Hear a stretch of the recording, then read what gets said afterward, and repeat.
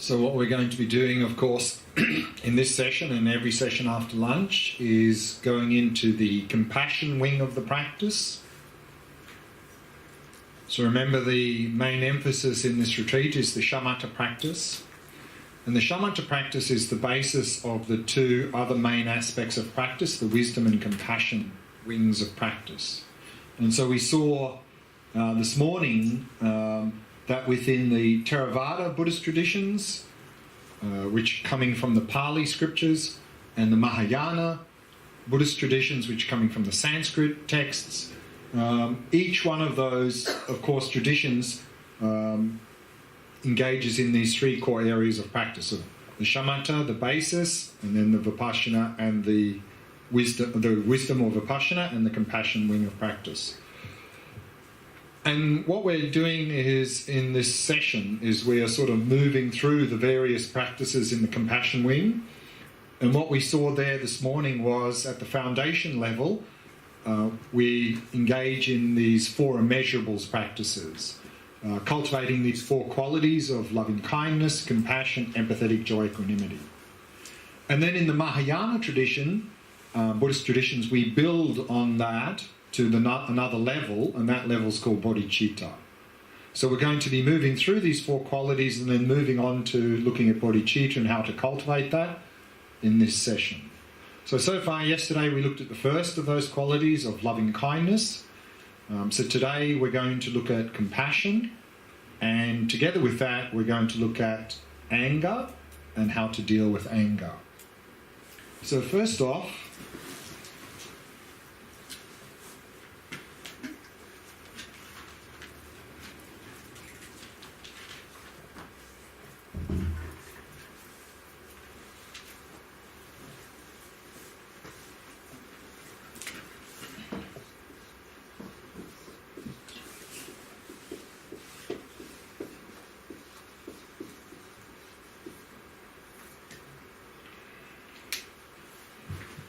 what is compassion?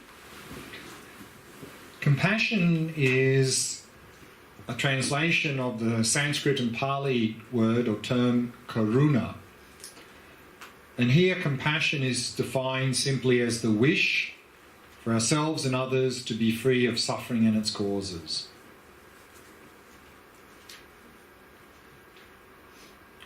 So what we see here is, just as with loving kindness yesterday, compassion is actually an aspiration, a wish. It's an aspiration, a wish for ourselves and others to be free of suffering and its causes. So again here, within the Buddhist context, when we use the word compassion, compassion is not an emotion. It's an aspiration, it's a wish. It's an aspiration, a wish for ourselves and others to be free of suffering and its causes. So if we want to cultivate this compassion for ourselves and others, then as with loving kindness yesterday, then here we need to know what is suffering, what are the causes of suffering, and how do we eliminate those causes of suffering. If we don't know those three things, compassion is just words with no meaning. So let's look at those three things. What do we mean by suffering? What are the causes of suffering? And how do we eliminate those causes?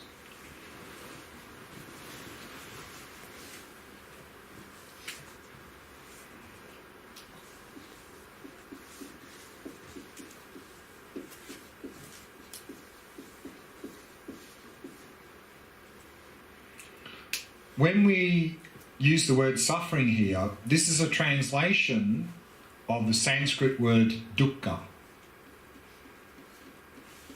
which is very difficult to translate into English. One etymology of the word dukkha is we can divide dukkha into two. The prefix here, the du, is coming from the root dis, meaning sort of, as in dysfunctional. It sort of means bad.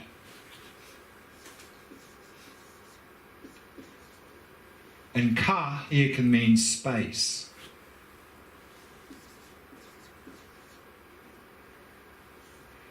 So one etymology of dukkha is like bad space, meaning space not meaning like this physical stuff, but basically it's not a physical, it just means what the place we live in. And here it really means there's something not quite right. Another etymology that you sometimes see of the word dukkha in the texts is they use an analogy. It's like you have a wooden wheel, a wooden axle, like in the old days with a cart. You have the axle in the wheel, but the wheel's not turning well. It's a little bit stuck. So again, this idea that something's not quite right. And of course, this is the word that the Buddha was using in the Four Noble Truths, which we'll look at this evening in detail, to describe the human condition. That we're stuck in this state of dukkha. And very often, or most commonly, this is translated as suffering. And this is a classic example of how terminology can create confusion. Because I think this word dukkha, there really is no word in English that has the same precise meaning. So then the translator's forced to pick a word that sort of approximates it, and often the word that's used is suffering. And so based on this translation here, then sometimes you'll hear people say things like, according to Buddhism, all life is suffering. And then of course when we hear that we go, well, that doesn't sound right. You know, sometimes my life's sort of okay. In fact, sometimes I have pretty good experiences. So I think that Buddha guy, he got it completely wrong. Not all life is suffering. And the problem here is that for us, the word suffering usually implies some sort of unpleasant, painful physical or mental experience. So the Buddha never said our whole life is simply unpleasant, painful physical and mental experiences. What the Buddha said is that our life is dukkha. How to better understand what this word means, we can talk about 3 types or 3 levels of dukkha.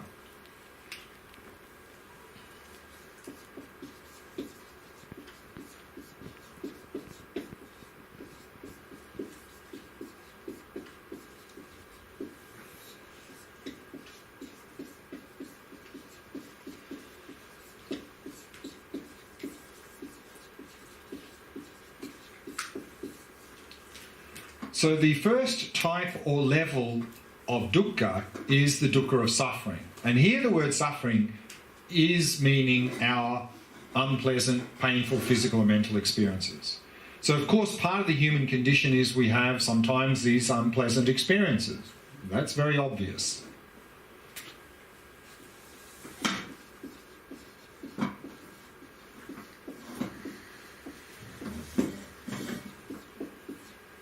But then we also have the dukkha of change. And change is the word used to describe our pleasant experiences.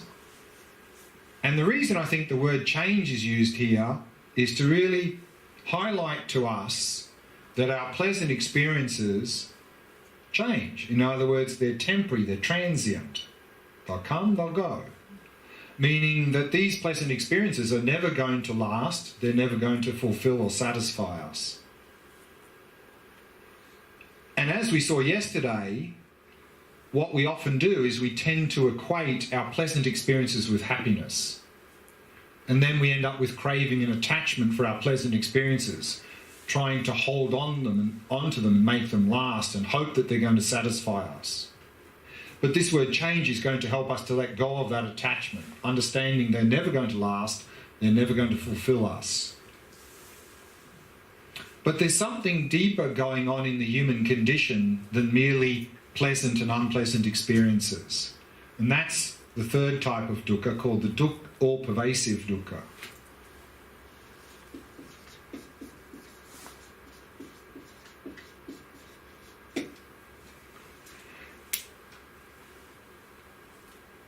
And this word all-pervasive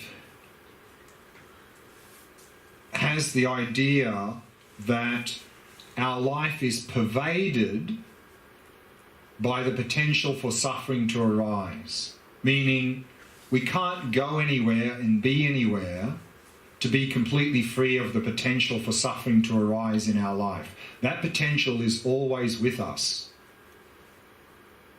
And so that's the deepest understanding of the word dukkha. And then, to avoid the confusion of translating the word dukkha as suffering, some translators translate the word dukkha as unsatisfactory. So if we were to be told that according to Buddhism our life is unsatisfactory, then we'd have to say, okay, let me think about that.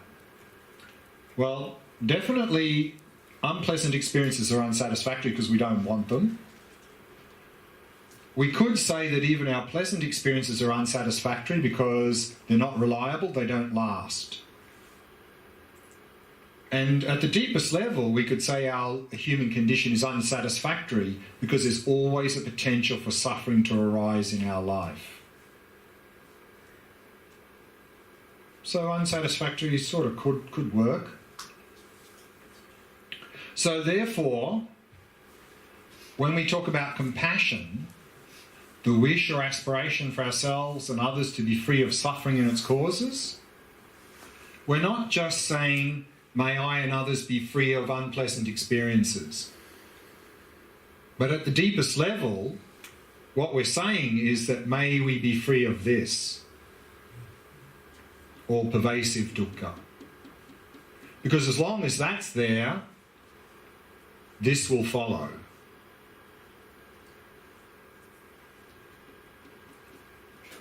What are the causes of suffering? Why are we stuck in this state of dukkha? And we'll unpack that more this evening when we look at the Four Noble Truths. Because the first two Noble Truths, the first Noble Truth is the truth of dukkha. What is the human condition? The second Noble Truth, what is the cause of that? But very briefly now, and we'll talk about this more in detail this evening, the cause of dukkha or suffering is our mental afflictions.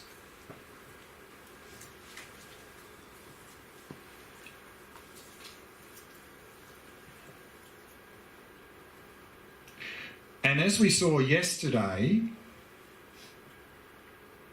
we can condense all mental afflictions down to three. Generally, in Buddhist psychology, when we give a very extensive presentation of mental afflictions, in fact, this word mental affliction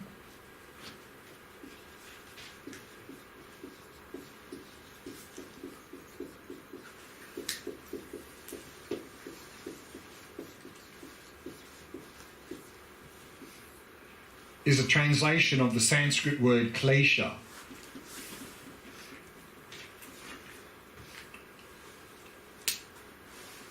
And a klesha is defined as a mental factor that agitates or disturbs the mind. Sometimes this word klesha is translated as disturbing emotions, afflictive emotions.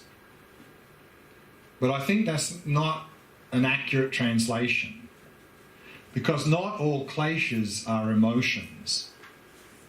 So I think a more accurate translation of klesha is mental affliction. A mental factor that afflicts means agitates, disturbs the mind. And when in Buddhist psychology, when we see an extensive presentation of this, we get a list of 26 mental afflictions. And in that 26, it said there are 6 root mental afflictions and 20 secondary mental afflictions. Those 26 can be condensed down to 10, which can be further condensed down to 6, and then sometimes the 6 becomes 5. But then when we really condense it down, we end up with 3.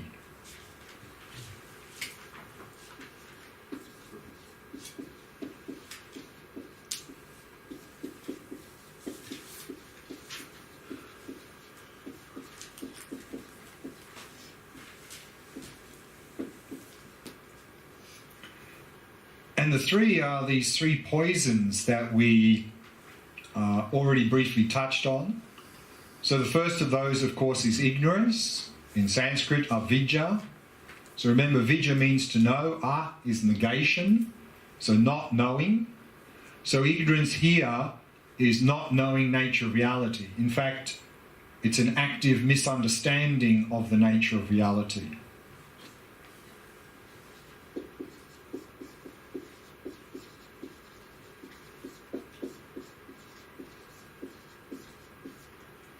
The second one is attachment, which we looked at briefly yesterday. Attachment is a translation of Sanskrit word raga. And so remember, attachment was defined as a mental factor that sees its object as attractive, it exaggerates the object's attractiveness, and then wishes to possess and hold the object.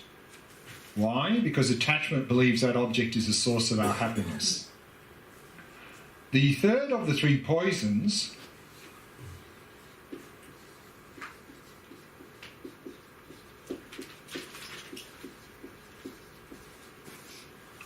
is aversion, in Sanskrit dvesha. And as I mentioned yesterday, often here, instead of aversion, we see listed anger. Because anger is a very strong type of aversion, very destructive. And we're going to be looking at this today, a little bit later in this session. So what we said yesterday is that it's our distorted view of reality which leads to attachment to pleasant things and aversion to unpleasant things. And that's leading to all the other mental afflictions. And then that's driving our behaviour. And the Buddhist assertion is that every action we do based on a mental affliction has a result. And the results of our actions is our experiences.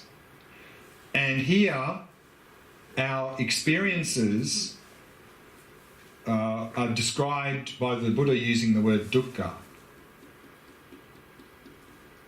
So very briefly, the Buddhist assertion is it's our distorted view of reality that leads us to be stuck in this state, unsatisfactory state of dukkha now. And we'll look at this process, how that works, in more detail this evening, tomorrow evening. But very briefly, I'll just give a sort of a brief presentation on that now so we have some vague idea. And this ignorance, this distorted view of reality, we distort things in a number of different ways and a number of different levels. For example, one distorted view of reality we have is that we tend to see things which are changing as unchanging. And of course, this is this idea of impermanence. But then you might say, well, hang on, I know that everything's changing. I don't have that distorted view. Okay, maybe intellectually you accept that everything's changing moment by moment because science has conclusively proven that. But experientially, is that how we relate to things? No. Our behaviour is not driven by our intellectual understanding. Our behaviour is driven by our instinctive habits. And our instinctive habits are telling us that this laptop is the same laptop that was here yesterday, it'll be the same laptop here tomorrow. That's how we relate to things. We relate to things as if they're actually not really changing much. And that's, of course, completely out of sync with how things actually exist. And the Buddhist assertion is that if we interact with things in this distorted way, we have mental afflictions and we suffer. At the deepest level, this distortion, and this is something we're going to look at in more detail on day 9 when we look at the Vipassana practice. At the deepest level here, the distorted view is grasping onto an independent me and an independent objective world there. So how does that lead to mental afflictions and suffering? Very briefly, and we'll look at this in more detail I think tomorrow evening. Let's say we're looking at these flowers. They appear to exist completely independent of us. In fact, that's the only way we've ever seen anything in our life. Everything that ever appears to us seems to exist completely independent of us. And we have the habit of believing that, and according to Buddhism, we've had that habit since well before we were born. And since things don't appear to us in any other way, there's no reason to question these appearances. And if we ask anyone else, everyone else will agree with us. So we just accept appearances. We just say, okay, yep, those flowers are there independent of me. And this is not something intellectual, it's instinctive. So instinctively, we are seeing those flowers as existing independent of us. Now, in all of our experiences, there is one mental factor called feeling. And the word feeling in Buddhism doesn't mean emotion. The word feeling is a mental factor that sees things as either pleasant, unpleasant, or neutral. Neutral just means neither pleasant nor unpleasant. So let's say when we're looking at these flowers, we're having a pleasant experience. That pleasant experience, together with the belief that these flowers exist independent of us, will naturally lead us to assume there must be some attractive quality there that's causing my pleasant feeling. So we'll see these flowers as inherently attractive, attractive from their own side. Or if I'm having an unpleasant feeling, that will naturally lead me to assume there must be some unattractive quality there that's causing my unpleasant experience. We'll see them as inherently unattractive or unattractive from their own side. Or if a neutral experience, inherently neutral. Once we get to that point, the next step easily follows. Because I like pleasant experiences. I want pleasant experiences. Those flowers seem to be causing my pleasant experience. I want those flowers. Attachment. Or if I'm having an unpleasant experience, I don't like unpleasant experiences, I don't want them. Those flowers seem to be causing my unpleasant experience. Get them out of here. Aversion. And then all the other mental afflictions like craving, jealousy, anxiety, and so forth come out of one of those or a combination of them. And then those mental afflictions are what's driving our behaviour. And again, the Buddhist assertion is that every action we do based on a mental affliction has a result, and the results of our actions is our experiences. So that is very briefly how our distorted view of reality leads to mental afflictions and leads to dukkha or suffering. And we'll look at that process in much more detail this evening. Any questions so far? Anything not clear?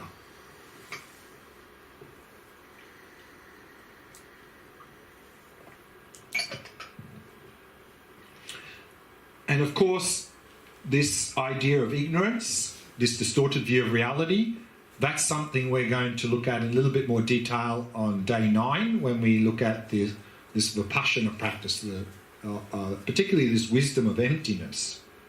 And then we'll really appreciate what this means then. Okay. So therefore, what is suffering? Suffering is dukkha. What are the causes of suffering? What is the cause of dukkha? Is our mental afflictions, particularly our distorted view of reality. How do we overcome the causes of suffering? We need to eliminate the mental afflictions. In particular, we need to eliminate this fundamental ignorance. So if we come to realise the nature of reality, the interdependent nature of reality, we can overcome all mental afflictions and suffering and achieve liberation. So therefore, knowing those 3 things, what is suffering, what are the causes of suffering, how do we overcome those causes, then we can really start to cultivate compassion for ourselves and others, the wish for ourselves and others to be free of suffering and its causes.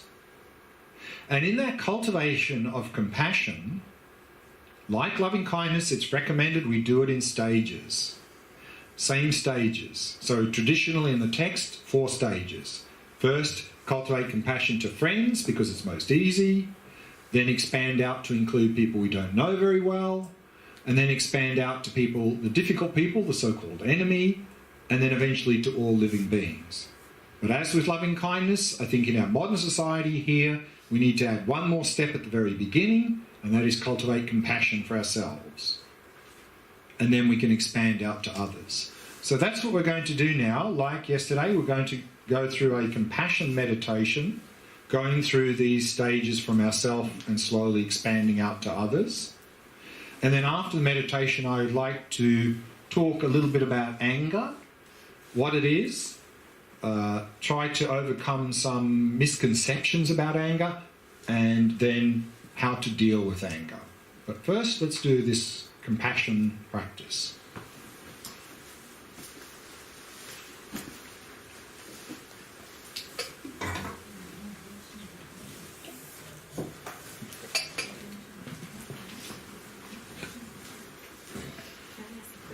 Sure. Can you explain the difference between loving kindness and compassion? Right. So what's the difference between loving kindness and compassion? So of course both of them are concerned about the welfare of ourselves and others. But each one looks at that from a different perspective. Loving kindness is looking from the perspective of happiness, and compassion is looking at the perspective of freedom from suffering. I mean, effectively, we're talking about the same thing, because if we eliminate suffering, we're free of suffering, then we have happiness. But it's just looking at the same thing from those two perspectives. I would like to know if aversion, it's the same word like anger? If No. anybody can say it in Hebrew. No. Aversion means just not liking something, trying to separate, you're pushing something away. That's aversion, trying to distance yourself from something. And this can come in many levels. At a very small level, it might be just sort of a little bit mild irritation, and then, oh no, I want to really separate. And then we really get like very agitated, and then we may even have this anger, and it can even to the point of rage, wishing to really.